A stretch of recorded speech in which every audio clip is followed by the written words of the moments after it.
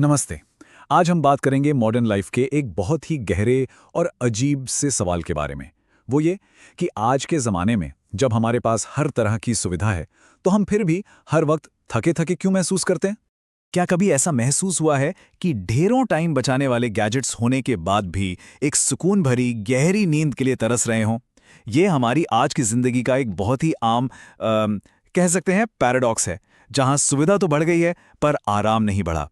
तो ऐसा है क्यों? और जब हम आंकड़ों को देखते हैं तो एक बड़ी ही चौंकाने वाली बात सामने आती है। हमारे पास पहले के मुकाबले खाली समय कहीं ज्यादा है, फिर भी हम आराम महसूस नहीं कर पा रहे। मतलब फुर्सत तो है पर सुकून नहीं। और इसी गैप में वो वजह छिपी है जिसकी हम आज बात करने वाले हैं। इसका जवाब छिपा है एक कॉन्सेप्ट में, जिसे कहते हैं बेचैन आराम। सोचकर देखिए, आप छुट्टी पर हैं, लेकिन दिमाग अभी भी ऑफिस के ईमेल और डेडलाइन में ही उलझा हुआ है।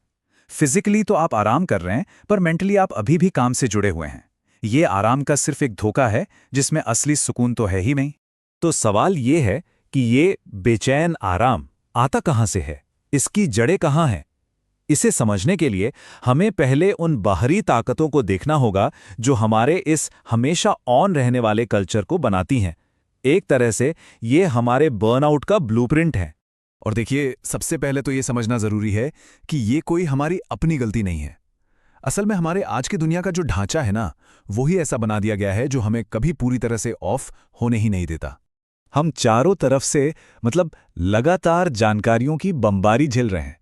काम के ईमेल हमारे पर्सनल फोन पर आते रहते हैं, मैसेजिंग ऐप्स पर तुरंत जवाब देने का प्रेशर होता है, और सोशल मीडिया तो है ही हमें उलझाए रखने के लिए।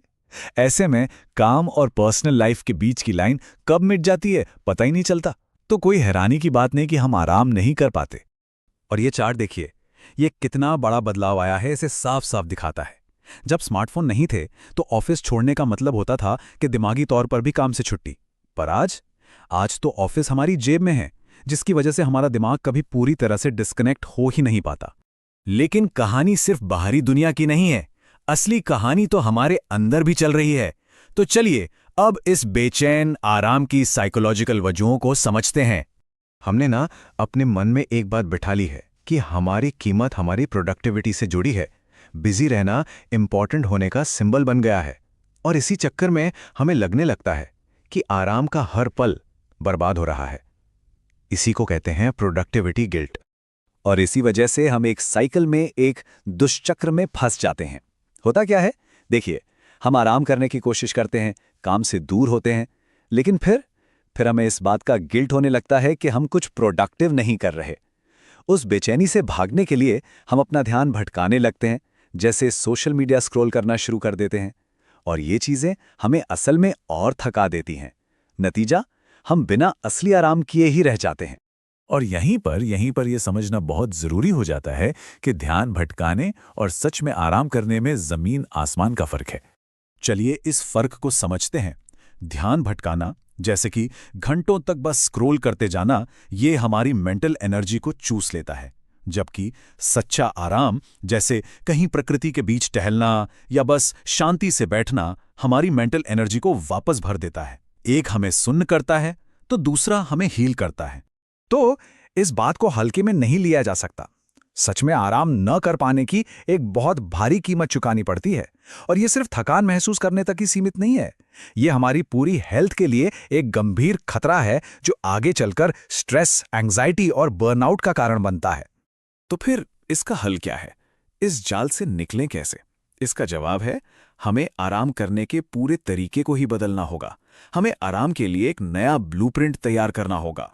ये एक बहुत ही दमदार सोच है। हम अक्सर क्या सोचते हैं कि आराम कोई इनाम है जिसे कड़ी मेहनत के बाद कमाना पड़ता है। पर क्या हो अगर हम इसे एक जरूरत की तरह देखें, जैसे नींद या खाना जरूरी है? ये वो नींव है जिसके बिना कोई भी अच्छा काम या क्रिएटिविटी मुमकिन ही नहीं है। तो बस इसी सवाल के साथ आज की बात खत्म करते हैं। जरा सोचिएगा अपने आराम के बारे में। क्या ये कोई लग्जरी है जो आप कभी-कभी खुद को देते हैं, या फिर ये आपकी जिंदगी का एक जरूरी नॉन नेगोशिएबल हिस्सा है? इसका जवाब आपकी सोच और शायद आपकी जिंदगी दोनों को बदल सकता है।